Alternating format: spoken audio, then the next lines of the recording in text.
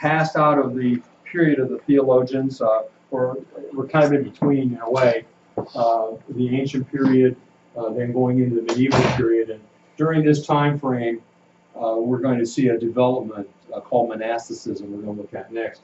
So here's where we are in relationship to church history. We've covered the ancient period. We're talking about some things that overlap here, and then we'll move into the medieval period. Monasticism overview looks like this. Origen did some living by himself. That's the initial stages of it. We have the end of persecution at 313, and so there were those that began to live by themselves, off in a cave somewhere maybe, or somewhere in a field, just alone. That's called being a hermit. Then, and some examples are Anthony and Simeon Stylites, who we'll talk about. Then from there develops to hermits starting to live together, and that's called a cloister, when you've got men living together as a spiritual exercise. And there we have Pachomius and Benedict of Nursia that we'll talk about. And then as we move further on down, you can see 1100 on, we have what are called multiple cloister stage, which means that there are groups of men living together and other groups of men living together, and they maybe have different organizations to the different groups, and we'll talk about that when we get to it. So there's a development from the initial stage to the hermit stage, the cloister, and then the multiple cloister, and we'll be covering that as we look at monasticism. When you think about monasticism, I'm sure, and by that we're talking about people living by themselves as a spiritual exercise. Probably the question that almost all of us would have in thinking about people doing that is why? You know, what caused people to want to do that? And there are several causes I want you to consider. First of all, was the influence of Gnosticism and Neoplatonism. You know, that dualistic worldview, which says matter is evil, spirit is good, and so if I want to be spiritual, I need to avoid the material world and just live in a spiritual world. And so that influenced the thinking of some men to go off away from the world, to get away from the material things and to live by themselves, and that would be a way to pursue spirituality. So it's looking at the dichotomy of matter versus spirit and of dualism. It's an escape from materialism. And so that's the influence of Gnosticism and Neoplatonism with that dualistic worldview. Secondly, as people looked at the Bible, they saw biblical injunctions toward poverty and self-denial. You know, Jesus seemed to advocate that gaining riches was not the goal of a Christian, and he talked about denying yourself. And so they thought, what better way to deny myself? What better way to do that than to live in poverty and to live off by myself?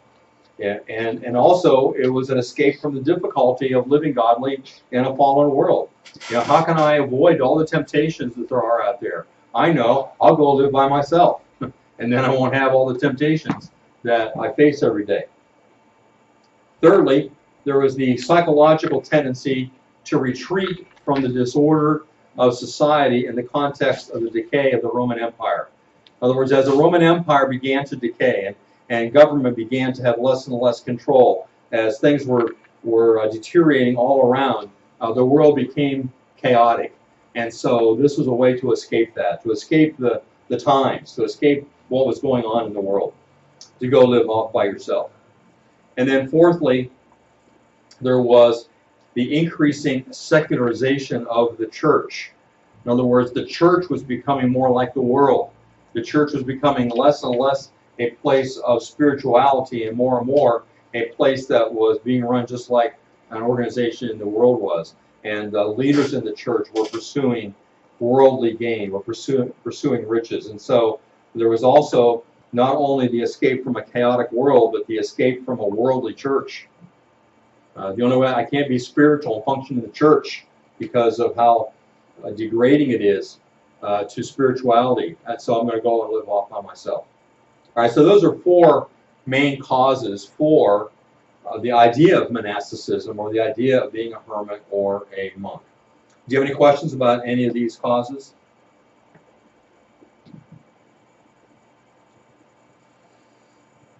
All right, let's see then how it developed. I've given you an overview already, but let's go through them stage by stage. First is the unorganized stage, half in, half out. What I mean by that is that sometimes people weren't committed to being a hermit for life. They would maybe live as a hermit for a while and then come back into society and then maybe go back again. So they were back and forth. And this began as early as the 2nd century.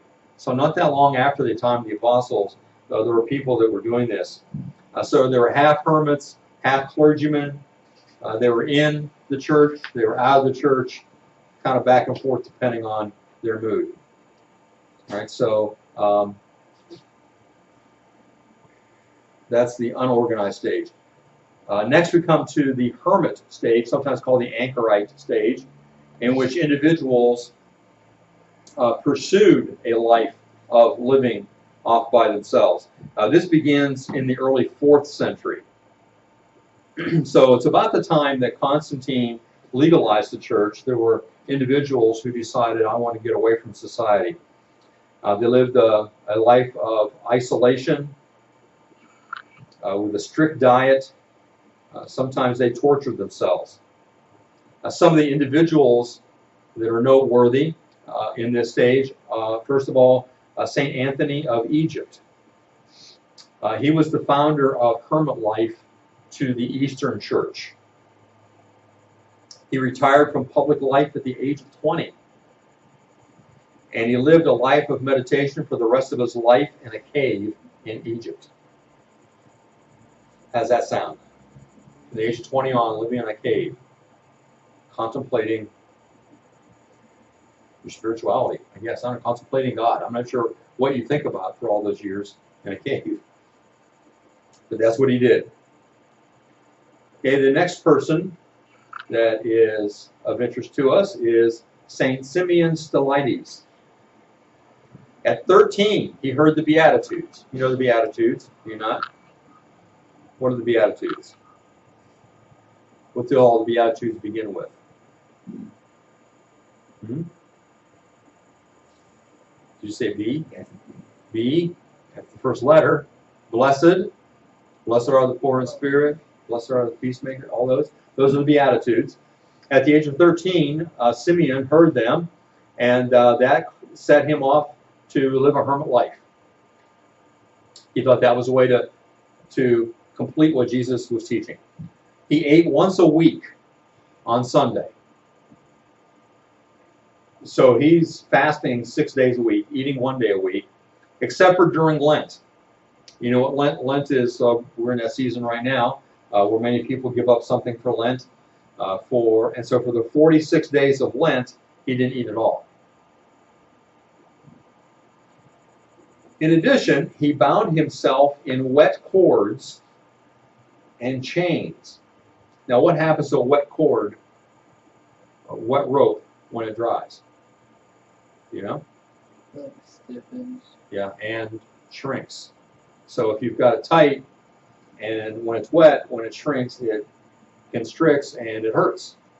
But he did that to hurt himself. He's hurting himself, punishing himself.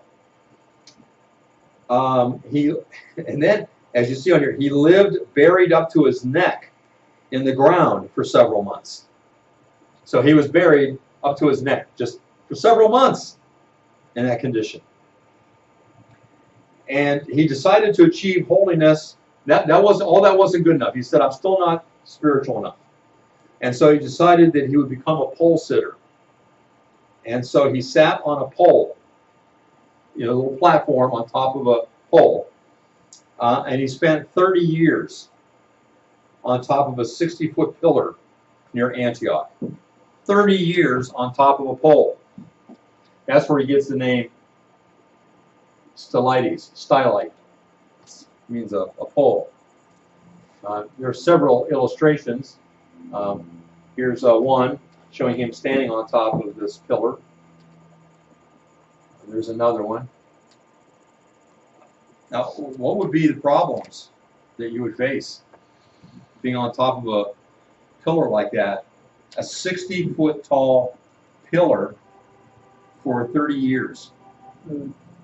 Food. So he's got to have a basket or with a rope or something to let down, even to eat once a week. Somebody's got to give him some food. What else would be a problem? Sleeping. Yeah, boy, you better not roll over, right? Better not sleepwalk. What else? Weather. Now, he's not in an area where it snows, but, you know, it rains, thunderstorms, lightning. It would not be a prime place to be in a lightning storm, would it?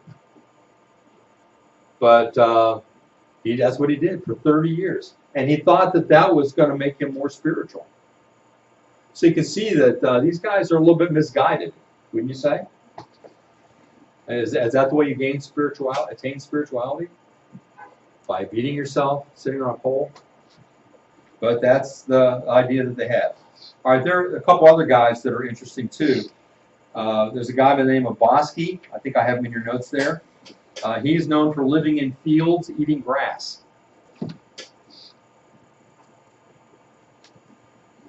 And then there's another guy by the name of Amun, who never undressed and never took a bath.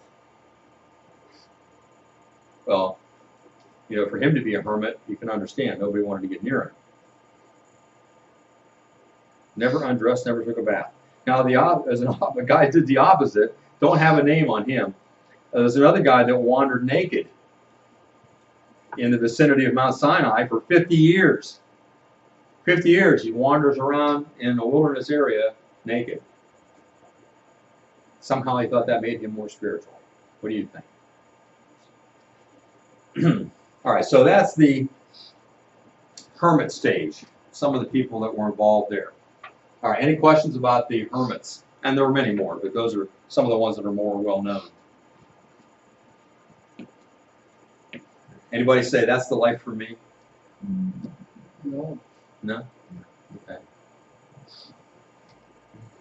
Next we come to the organized stage, when they collected together in cloisters.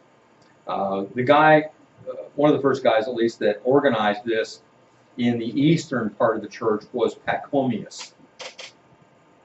He was a hermit who gathered together 7,000 monks to live on an island in the Nile River. So you can see here along the Nile River, there are a number of cloisters eventually that spring up.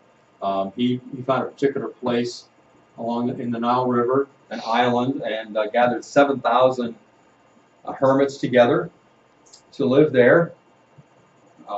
But they didn't have it easy living together either. They all slept on stone.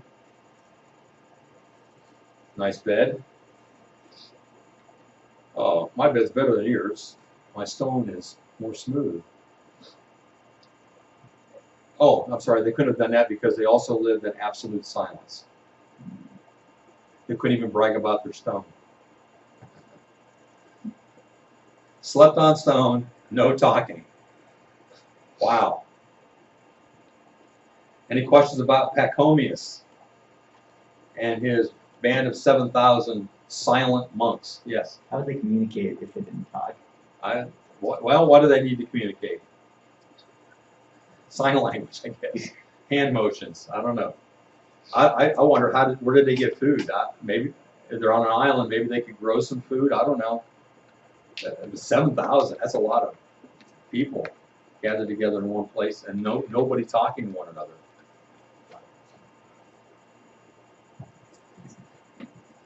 All right, the next guy.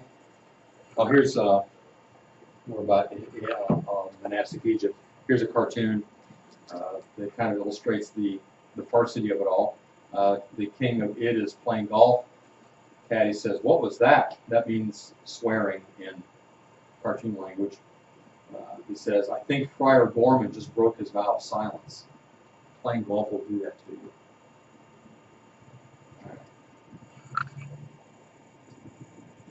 Benedict of Nursia is the one who organizes monks in the western part of the empire. He was shocked by the vices of Rome, just by the immorality that he saw in Rome, and so he decided to become a hermit. Then he organized a cloister, a group of monks together at Monte Cassino, which is the oldest western cloister, and that was in 529. His name is Benedict, and he established what is known as the Benedictine vow. Now, his original vow, just in case you ever run across something contrary, I'm not going to give you his original vow. That's more information than you need. I'm going to give you what became known as the Benedictine vow around the 8th century, so a few hundred years later. And this is what it consisted. First of all, a vow to chastity. What does that mean? What's a vow of chastity mean? Anybody know? No sex. No sexual relations. Okay, a vow of obedience, that is particularly obedience to the abbot, the person that's in charge of your cloister, and a vow of poverty. You know what that is. So these are vows you would take. And entering into Benedict's group, you would say, I promise to never have sexual relations, to always obey the person who's in charge, and to pursue a life of poverty, never to seek after riches.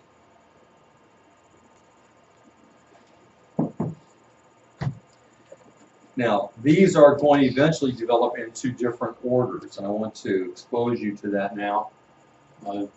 There are, and we're going to talk about some of these later as they come along. The Benedictines are the name of those who followed Benedict of Nursia. And it tells you here the founding, just like I already indicated to you. The rule of St. Benedict is given there. It includes also regular liturgical practice, that is, worship, physical labor, theological, spiritual training is a part of that.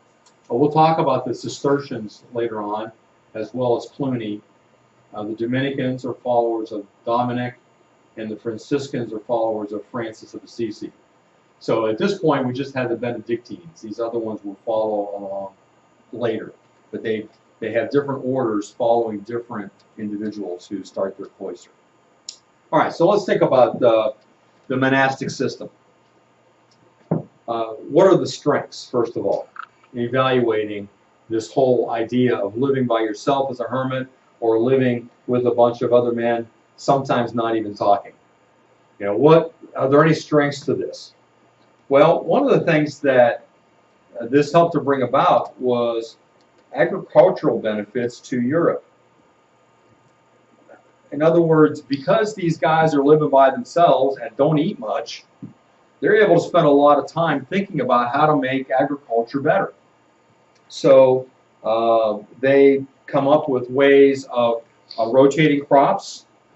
They even come up with new kinds of different foods. And they also spend time building roads, which helps people. They had more time to clear land than the normal person would. They developed livestock and different farming techniques. So one of the strengths is that they are able to advance agriculture in Europe. So once they get an idea and implement it, then farmers who are not monks are able to take advantage of it. Secondly, they kept scholarship alive. So those that weren't working out in the fields farming, or maybe even they were doing that plus, spent time studying and copying works from the past, either works that were scripture, but also works of other authors, other things as well. And so they kept scholarship alive by making copies and by reading a lot of literature that most people did not have access to. Another strength was that they became missionary and training centers. At that time, if you wanted to become a missionary, if you wanted to have any kind of ministry, you might go to a monastery because you knew that there were people there that had studied that knew the scriptures, that knew other works as well, and that's where you would go to learn in order to become a missionary. And we're going to be talking soon about St. Patrick. I think we mentioned him maybe back at St. Patrick's Day. He went to a monastery to be trained in order to go back to Ireland as a missionary. And then fourthly, they provided places of hospitality for the needy. There's no welfare system back then. The government's not going to take care of you. So if something happens, some catastrophe, you were in need, you always knew you could go to the nearest monastery and they would help you. They would feed you if you needed fed. If you were a traveler and going along, and there are no hotels to speak of. you sleep wherever you can, but if you came to a monastery that you would have a place where you could spend the night, and they would feed you. If you were in trouble, you knew you could go to a monastery and receive help. So these are some of the strengths of the monasteries. These are some of the contributions that the monastery or the monastic system made to particularly Europe. Okay, what were the weaknesses? You know there are weaknesses, right? First of all, it drained many of the best men from leadership of Europe. So in other words, there were many men who might have risen to places of leadership, authority in the government of Europe that did not get there, did not do that because they became monks instead. And their leadership was good there in the monastery, but there may have been better leadership throughout Europe if so many of them had not gone into monasteries. Secondly, it gave a double standard of morality with their high view of celibacy and low view of marriage. In other words, there's a double standard. They're told by the church that marriage is good, but then on the other hand, you got the monks who say that basically any sexual relations at all is bad. So how can they both be true? So it kind of left people with a lack of understanding concerning what was the proper view of marriage. Thirdly, they aided in the pandering to spiritual pride. In other words, when a person became a monk and they're sacrificing everything they have, they're living in poverty, it would be easy to kind of move into a situation where you could feel pretty proud about that. I'm living very humbly, and I'm proud of it. You know what I mean? So because they were considered more spiritual than other people, so everybody looked up to the monks because they were sacrificing so much, and that tended sometimes to bring pride to individuals. Fourthly, it aided in the development of hierarchicalism in the church. You know what that word is? Have you come across the word hierarchy? That means structure or different levels of authority. So because in a monastery there had to be levels of authority, you've got somebody in charge, and then maybe somebody under him, and then everybody else. The church also had that structure, and the monastery just kind of fed into that. So in the churches you have developing the local church, and maybe there's a priest, someone there, but then you've got a bishop over a certain number of churches, and you've got archbishops, and finally you've got the head bishop, who is eventually called pope. And so you've got all this structure of the church that was promoted by what they were doing in the monasteries. And then last weakness is that when the monasteries declined, it induced the church in the same direction. And we're going to see that some of the monasteries are going to go down spiritually. They're going to become very prideful. They're going to be more concerned about gaining wealth and gaining land. And when the monasteries go down spiritually, it drags the church down too. So in other words, the monasteries were the most spiritual place in Christendom. And if the monasteries are going down, the rest of it's going to go down as well, and go down even further. So that's a weakness of the monastic system. All right, any questions about the strengths and the weaknesses of monasticism?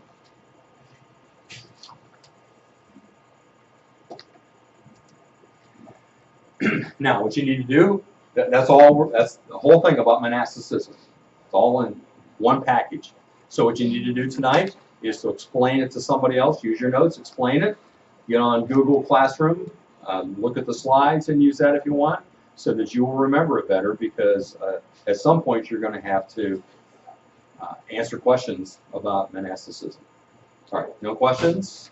All right, there's no assignment tonight except to review what we have covered today. Don't forget, we have a book report coming up soon. April 16th is our next report.